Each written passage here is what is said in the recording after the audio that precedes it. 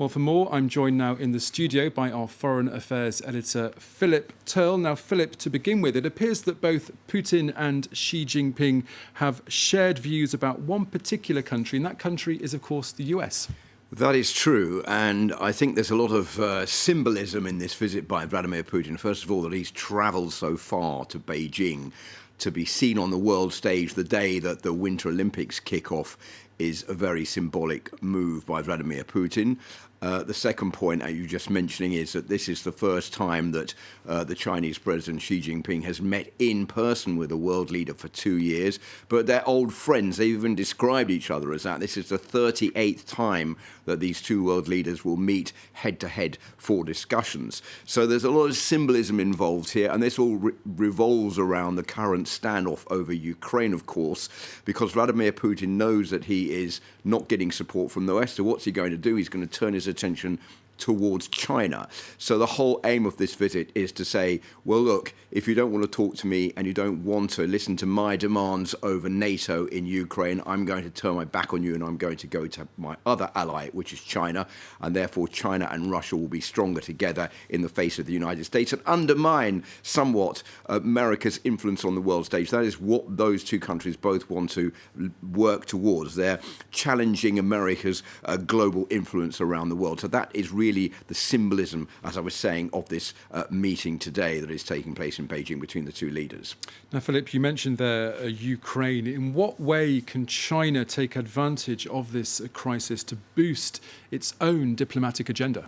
Well, as far as China is concerned, if it is seen on the world stage with Russia, that will also weaken America's stance in dealing with China because it will take up a lot of time in America for that to take place.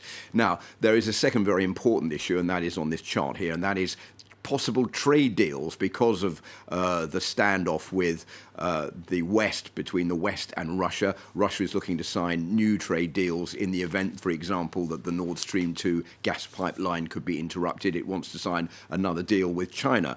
China's trade with Russia has soared over the last 7 to 8 years, especially since the invasion of Crimea back in 2014, when it was only at $68 billion a year. It's gone up to $147 billion since then in trade. There's even a rumour today that there's going to be a signing of a new contract for a new gas pipeline, the Power of Siberia 2 pipeline, which will be worth $400 billion.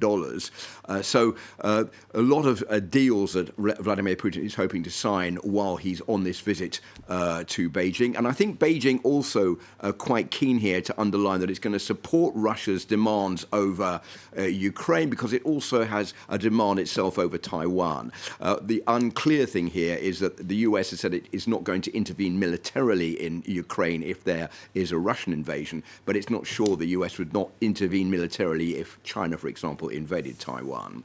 And finally, Philip, we've also heard from the Élysée Palace this Friday. It's announced that the French President Emmanuel Macron will be flying east in the days ahead. He's due to touch down in Russia on Monday and Ukraine on Tuesday. What can we expect from Macron's trip there? Well, a flurry of diplomatic activity by the French president right now. You have to remember that France is also the head of the EU at the moment, the 6 months rotating presidency of the European Union.